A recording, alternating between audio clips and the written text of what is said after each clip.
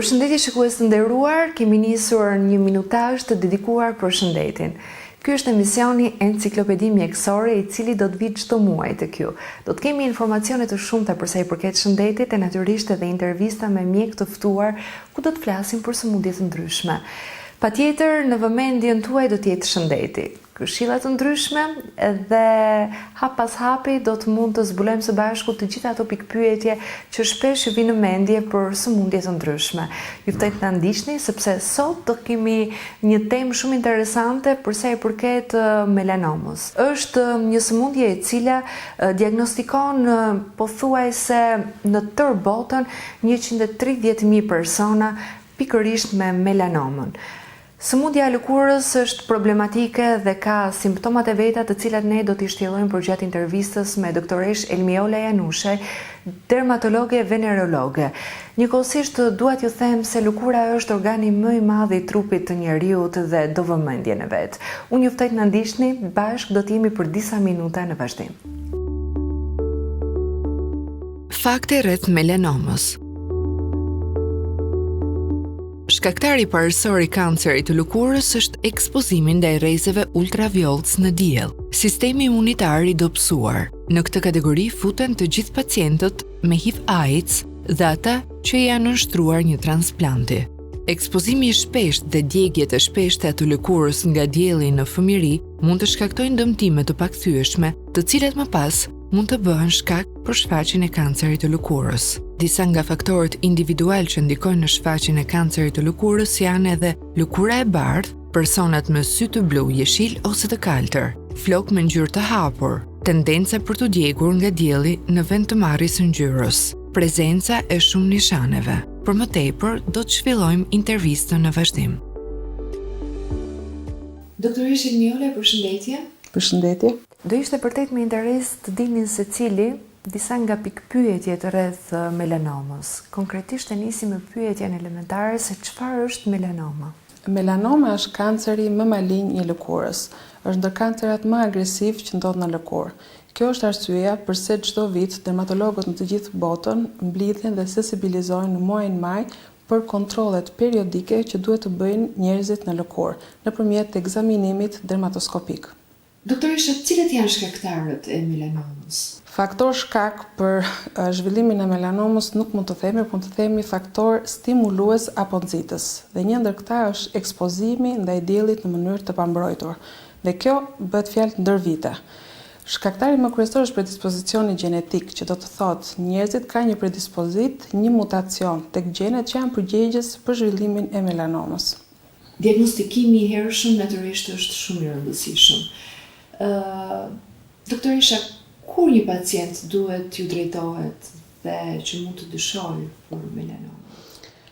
Në fakt, kontrolli i nishaneve duhet të jetë periodik dhe këshillohet çdo 6 muaj ose të paktën një herë në vit, persona të cilët kanë mbi 10 ose mbi 15 nishane në trup të kontrollohen për të parë nëse ka ndonjë ndryshim në nishanet që kanë ekzistuar ose për daljen e nishaneve të reja. Nuk kurse janë të ndarë në një moshë specifike apo në një grup moshash se kur duhet bërë ky ekzaminim, këshillohet që në moshë të vogël, në qoftë se ka një numër të madh nishanesh në trup, të kontrollohet nëpërmjet dermatoskopisë tek një mjek i specializuar dermatolog. Duhet të cilësoj dhe faktin që disa pacientë janë më të predispozuar për të zhvilluar melanomën ose më saktë për të zhvilluar nevuse displazike ose nevuse atipike. Këta janë individ të cilët kanë pasur histori në familje me prezencë të melanomës ose nevuse displazik, individ të cilët kanë më shumë se 50 nevuse në trup dhe individ nevuset janë nishane, të cilat janë një numër të madh normal. Prezenca e shumë nishaneve në trup. Qoftë nevus kongenital, që janë nevuset që janë shfaqur që në lindje, qoftë dhe nevuset të cilët dalin me rritjen e individëve. E rëndësishme është që këto nevuse të kontrollohen në momentin që kanë një tipar ose kanë një element të cilët edhe me sy të lirë tek individet e thjesht nuk i pëlqen. Kjo është një ndër elementet që më themi që mund të drejtohet për të shkuar tek dermatologu për të bërë ekzaminimin dermatoskopik. Individët të cilët nuk janë mbrojtur ndër vite në ekspozimit në diell, sidomos në kohën e plazhit, të cilët digjen, nuk përdorin krem mbrojtës, kapele, të gjitha metodat mbrojtëse, dhe ajo djegje që bëhet ndër vite në mënyrë të herpashershme nxit melanocitet në prodhimin e tepruar ose të çrregullt të melaninës, që më pas bëhet shkak dhe për zhvillimin që ne themi të melanomos në lëkurë de novo, pra nuk është domosdoshmërisht të kesh një nishan që të ndryshojë që të zhvillohet melanoma. Ajo mund të ndodhe në një lëkurë të pastër ku më përpara nuk ka qenë një nishan. Këto janë në vija të përgjithshme, si të thuash, persona që janë më të predispozuar për të zhvilluar melanom. Por kjo nuk do të thotë që individë të tjerë të cilët nuk kanë abuzuar në këto faktor, nuk janë, si të thuash, tek ai pelgu individëve që mund të zhvillojë melanomën. Dhe këtu futet pastaj predispozicioni gjenetik, pra prezenca e një mutacioni në gjenet që janë si thua përgjegjës për zhvillimin e melanomës, deri tani njehen të paktën 3, që është proteina BRAF, është proteina MEK dhe C-KIT, të cilët të shpara në mutacionin e këtyre gjeneve, bën shkak për nxitjen e melanociteve të prodhojnë sa më shumë melanin në mënyrë të çrregullt dhe zhvillimin më pas të melanomës. Ky është momenti që ndonjëherë shumica e pacientëve kanë të vështirë në sensin nuk të jep simptoma, nuk të jep shenja të dukshme, të jap dhimbje o një ndryshim në trup që të lajmërojë ose të japi një sinjal që duhet të shkosh te doktori. Zakonisht personat që janë me melanom e kapin zakonisht një stad të avancuar nëse nuk janë të kujdesshëm me këto kontrollet periodike që ne këshillojmë të bëhen çdo vit. Cilat janë stadet e kësaj sëmundje? Atëherë, për melanomën njehen të paktën 4 stade, që është stadi 0, 1, 2, 3, një dhe një stadi 4, që është stadi më i fundit, stadi të thuash terminal i pacientit që është me melanoma. Stadi 0 është stadi në të cilën melanoma ne themi është melanoma in situ, pra sa ka filluar dhe është akoma e lokalizuar në lëkurë, në shtresën më sipërfaqësore.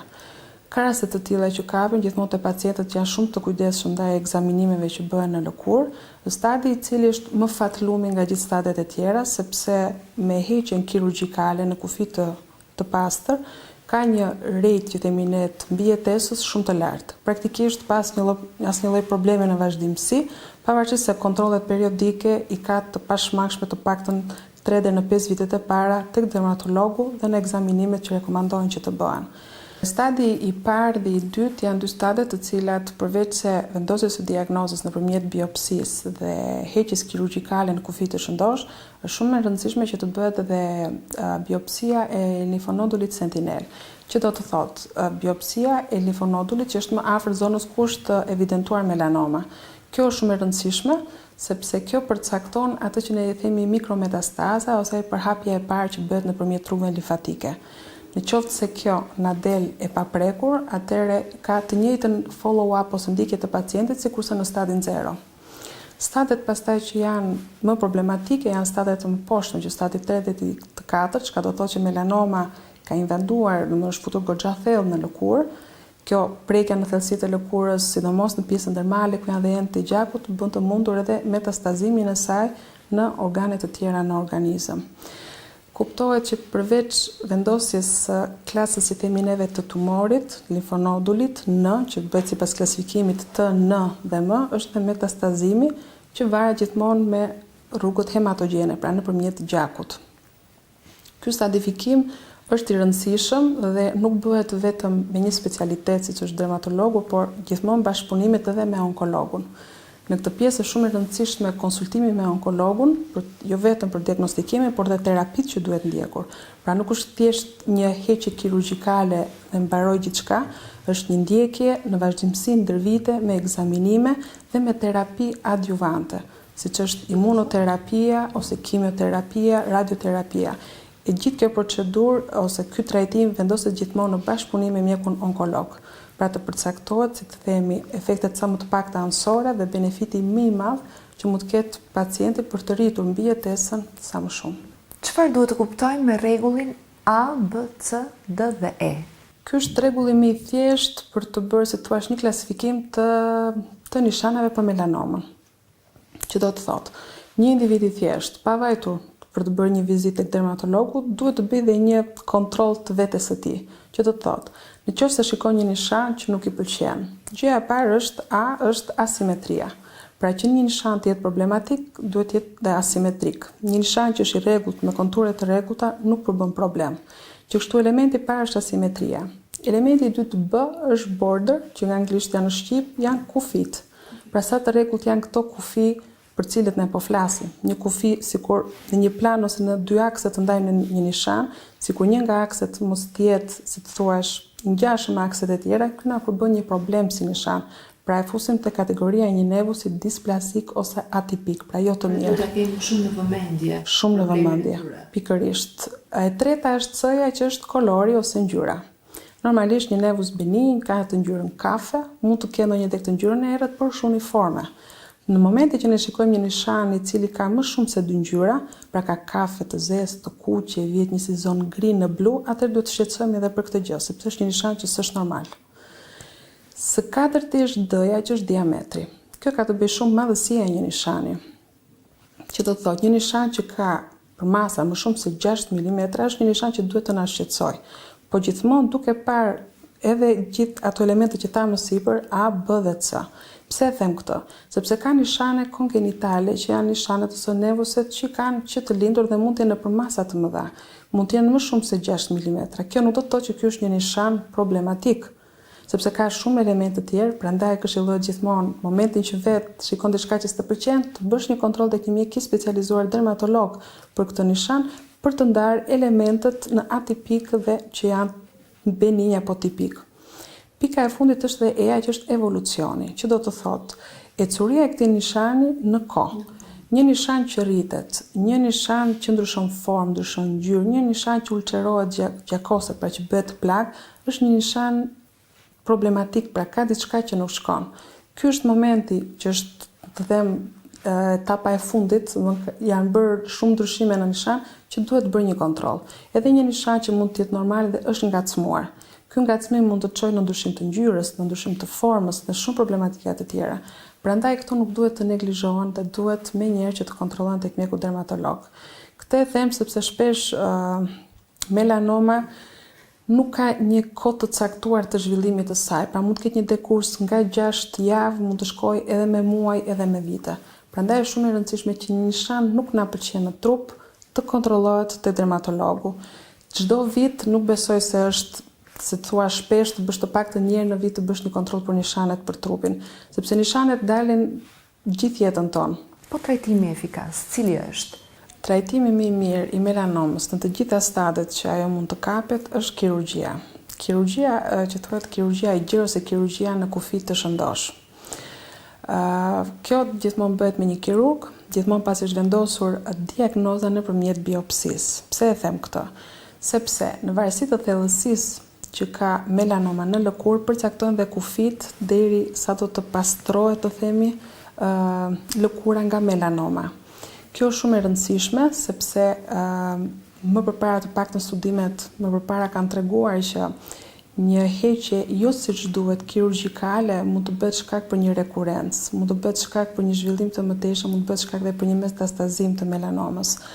Por sido që të jetë, në të gjitha stadiet në mënyrë të diskutueshme është kirurgjia dhe ndjekja më pas në varësi të stadit me terapitë adjuvante, siç është imunoterapia, kimioterapia dhe radioterapia. Gjithmonë kjo varet edhe nga lokalizimi i melanomës. Pse e them këto? Sepse melanoma nuk kufizohet vetëm në lëkurë, mund të ketë prekje mukozale, mund të ketë edhe prekje në sy, që janë dhe rastet më të vështira sepse mund të bëjë metastazim shumë të shpejt, ka evolucion shumë të shpejt dhe mund të ketë një prekje metastazim në pjesën e trurit që janë më të vështira për të menaxhuar. Janë shumë të rralla, por që nuk përjashtohet mundësia që të ndodhi. Doktor isha pak më parë rezultatet dhe mënyrën e diagnostikimit. Është e vetmja mënyrë për ta diagnostikuar me dermatoskop. Dermatoskopia, po, dermatoskopia është e vetmja që e bën. Por tek pacientët të cilët kanë një predispozit më të lartë, që kanë një numër shumë të madh nishanesh, 100 ose më tepër, më shumë këshillohet që të bëhet mole mapping ose harta e nishaneve. Kjo realizohet në qendra të specializuara të melanomës, të cilët bëjnë të mundur fotografimin në pjesën e përparme dhe të pasme të trupit, duke marrë në këtë mënyrë të gjithë nishanet dhe shikohet në evolucion, nëse ka ndonjë nishan që ka pësuar ndonjë ndryshim, qoftë në matësi, qoftë në ngjyrë. Dhe më pas shikohet diagnostikim, domethënë bëhet një diagnozë më e imët me dermatoskop që bën mjeku dermatolog për të parë nëse ky ndryshim i këtij nishanit është problematik apo jo. Pra për ta futur te pjesa që është një nevus displazik me predispozit për të ndryshuar që të zhvillohet një melanom. Si mund ta parandalojmë këtë sëmundje?